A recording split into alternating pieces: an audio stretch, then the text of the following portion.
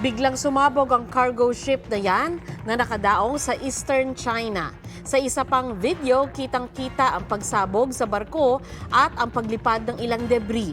Ayon sa Chinese state media, naramdaman ng shockwaves 1 kilometro ang layo mula sa pantalan. Walang nasawi at nasugatan. Ayon sa shipping firm ng cargo ship, nagkasunog sa barko bago ang pagsabog.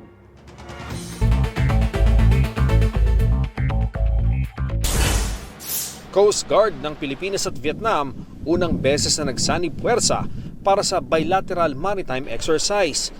Kapwa claimant ng West Philippine Sea ang dalawang bansa.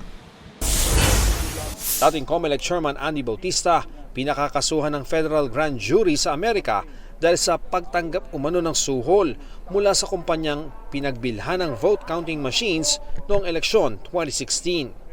Sa post sa X, sinabi ni Bautista na nararamdaman niyang politically influenced ang pagkakaso sa kanya.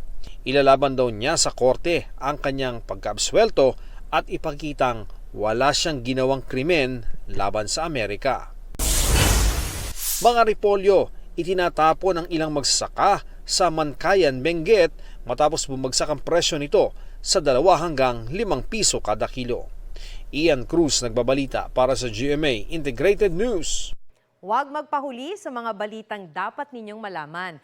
Mag-subscribe sa GMA Integrated News sa YouTube. Sa mga kapuso abroad, subaybayan nyo kami sa GMA Pinoy TV at sa www.gmanews.tv.